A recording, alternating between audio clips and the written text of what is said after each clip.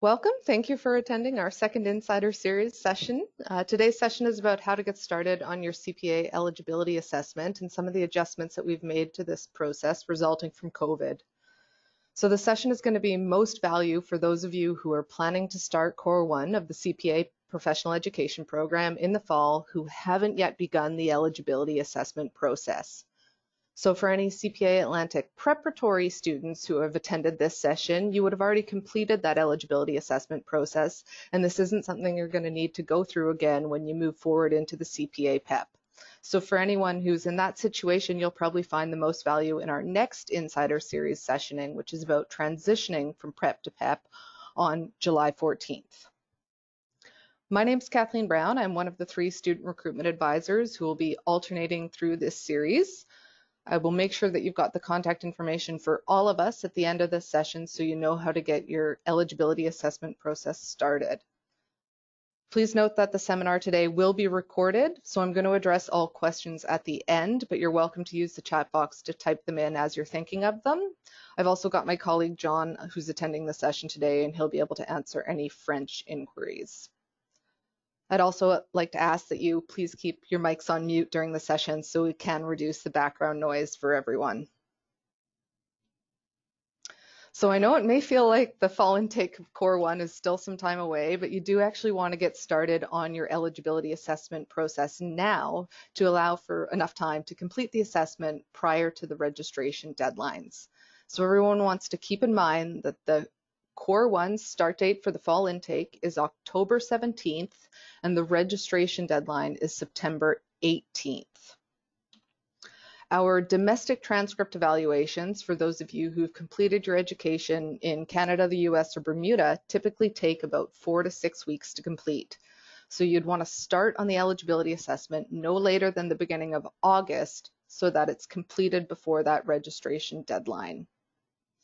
Eligibility assessments for education completed outside of Canada, or for those of you who are internationally trained accountants, take a little bit longer. Those ones typically take about 6 to 8 weeks once we've received all of your documents, which includes that third-party assessment of your education. So if you're in that situation, you're really going to want to focus on submitting your application documents by about mid-July so that your eligibility assessment's completed prior to the registration deadline. If you're not a Canadian citizen or a permanent resident, you will require a part-time study permit for the duration of your CPA studies. Once you've completed the eligibility assessment, we can issue you a DLI letter of acceptance that you can use with your study permit application. So really, you're going to want to get started on your eligibility assessment process now to receive that DLI letter as soon as possible. You can check on the IRCC website to get an idea and an estimation of the current processing times as they apply to your particular circumstances. So the website allows you to enter if you're looking for a study permit extension, a permit from inside Canada, outside Canada, your country of origin, and it'll give you an estimated processing time depending on your particular circumstances. Not to worry if you realize that you haven't quite given yourself enough time to complete the eligibility assessment and get your study permit. There's always an intake of Core 1 of the CPA PEP around the corner, so you could wait and start the program with us in the winter intake instead of the fall. So to assess your eligibility for the CPA professional education program and confirm your exemptions from those preparatory courses, for anyone who's completed their education here in Canada, the US, or Bermuda, you're going to start by emailing your student recruitment advisor a copy of the eligibility request form along with a PDF of your unofficial transcripts. That's something that you can simply download from your student portal. We're going to send all of the attendees of this session a link to the eligibility request form as a follow-up to help you get started on this process. You do need to also submit an official copy of your transcripts that confirms your degree, but because we're trying to reduce the amount of mail we're handling here, we're currently asking that all official transcripts are emailed directly from the institution to registrations@cpaatlantic.ca. All of the institutions here in Atlantic Canada are able to send us an electronic copy of these transcripts with the exception of St. FX. So if I've got any St. FX grads on the session today, you will still need to request that your transcript is mailed to us. And you'll also want to note that our office has recently moved, so you make sure you're having it mailed to the address on Bayers Road. If you're in the process of completing your final courses over the summer, but you'll be graduating before the Core 1 start date of October 17th and you'd like to start the program in the fall, you still want to proceed now with your eligibility assessment. What we'll do is we'll grant you conditional acceptance into the CPA professional education program, and then we remove those conditions once your final grades are released and your degree is confirmed. So at this stage, you simply send the unofficial copy of your transcript and your eligibility request form, and you hold off and have your official transcript sent after graduation.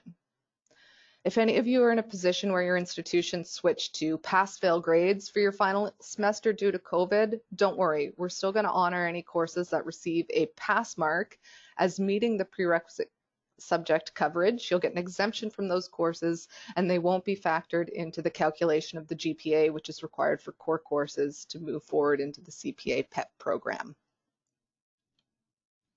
If your education was completed outside of Canada, the US, or Bermuda, or you're an internationally trained accountant, your application process is going to look different, but it's still going to start with that eligibility request form.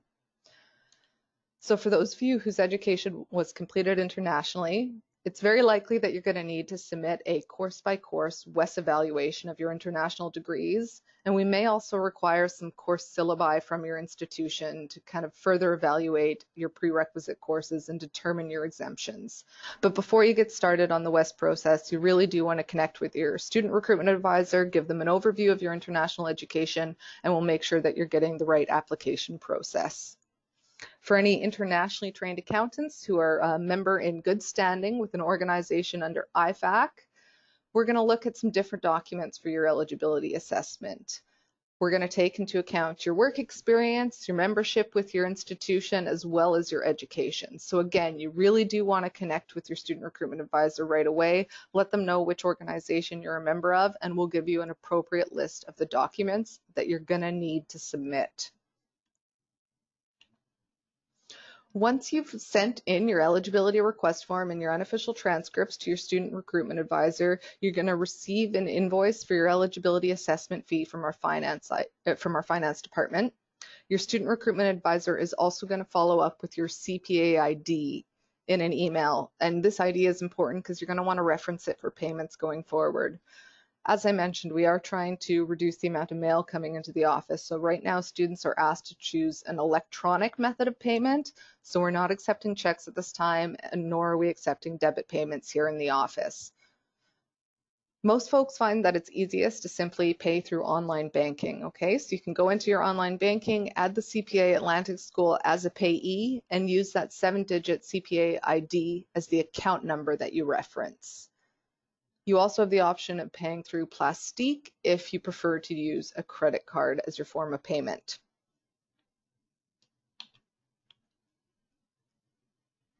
So to help you get started on the eligibility assessment process, since now's the time to do so, we are going to send you that link to the eligibility request form, as I mentioned, as a follow-up to help you get started.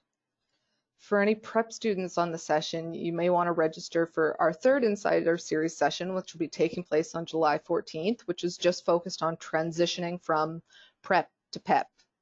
And anyone on this session may be interested in our fourth Insider Series session, which is going to be focusing on the PEP fees and your payment options, and that one will be taking place on July 28th.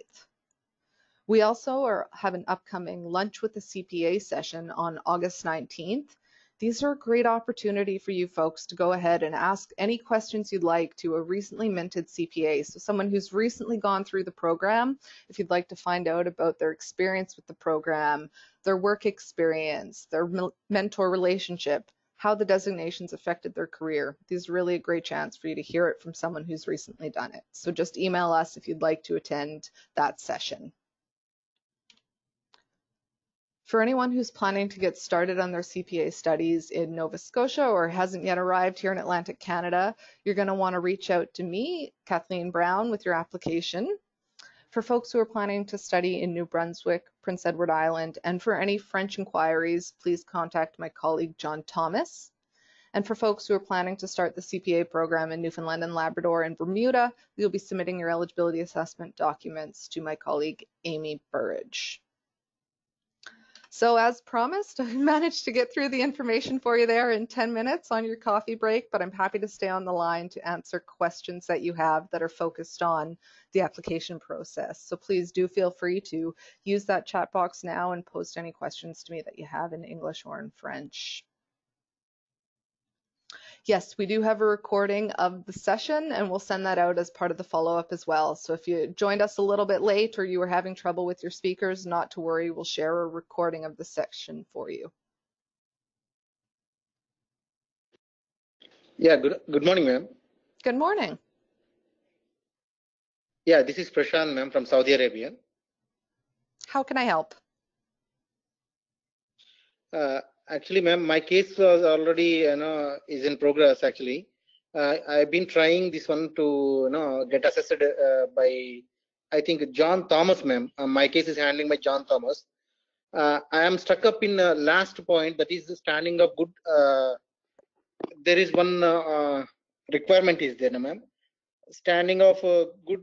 What is that name? I didn't remember. The letter of good standing? Yeah, sorry, letter of good standings, ma'am. Actually, here in Saudi Arabia, it is getting very difficult, ma'am, that letter. Well, they were, our SOCPA already sent in a card, membership card to your organization, like a CPA institute. But still they are asking that letter, ma'am. In spite of sending this membership card, still they are asking a letter of good standing, ma'am. That's correct, yeah, because membership cards are typically issued when you join the organization, but that simply doesn't allow us to know that you're still a member in good standing, that you've maintained your good standing throughout the duration since you became a member initially. So we will require that letter of good standing. What I suggest you do is follow up with John directly and he'll see if he can help give you any support that you need with trying to get that letter from your institute. In this pandemic condition, when we are trying to approach them, actually, they were hesitant in providing this letter, ma'am. Fair enough. Issue is that they there were simply saying that this card is enough, the letter is not required, because this card is renewal every year. We are renewing every year, this one. Princess, what I'd recommend you do is follow up with John, okay? He'll certainly be able to give you some guidance there regarding your letter of good standing and some of the documents that we require. I recognize that, yes, everybody is, feeling some delays to this process, especially when we're dealing with international documents as a result of the COVID situation and disruption. So we all do need to be a little bit patient. One of the things that we're doing in light of this situation is accepting letter of good standing that are emailed directly from the institution. So you may want to approach your institution to see if that's a solution they'd be willing to help you with. I see another question here in the chat from Evelyn about all documents have been received online during COVID. You're correct, Evelyn. So right now we are able to accept all of the application documents online, even including that letter of good standing.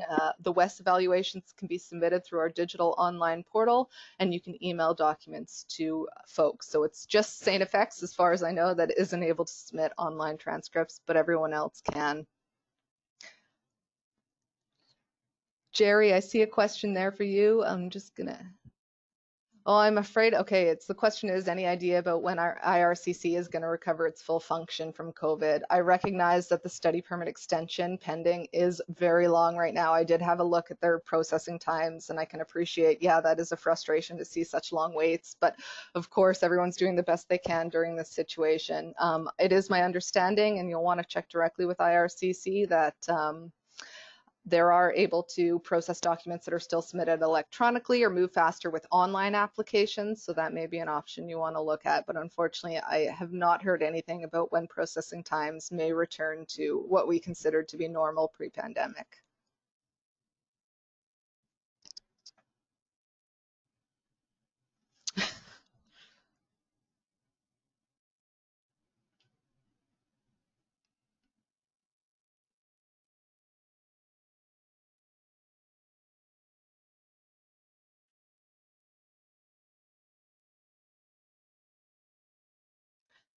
All right, folks, if you've got any other questions, please do feel free to extend them to us in the chat box. But otherwise, you can count on your student recruitment advisor to send you some follow-up information here so we can help you get the ball rolling now so you're ready to start the program with us in the fall.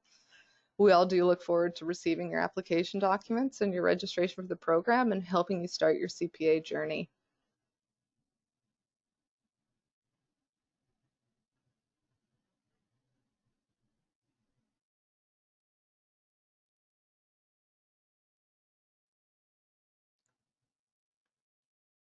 All right, if there's no further questions, I will go ahead and end the session, but please don't hesitate to reach out to us if you think of a question after this, or you'd like to arrange a call with your student recruitment advisor to discuss your particular circumstances in further detail. Thanks, everyone. Oh, I just see a question that snuck in there from Alice. Yes, you've gone through the eligibility request form and made payment, but you're waiting for your course-by-course evaluation from Wes. That's great. That's good that you've got the process started. Once we receive your eligibility request form and payment, you are added to the registration coordinator's queue. And so it's perfect to do that when your WES evaluation is in progress, so that hopefully by the time your evaluation reaches the top of the queue, in our perspective, your WES evaluation will also be received.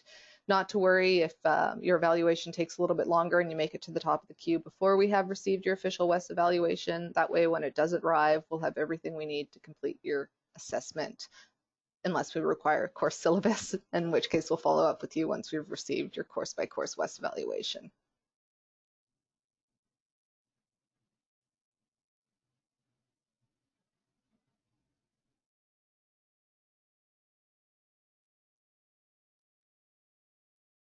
All right, thanks very much, everyone. We hope to see you for our next session.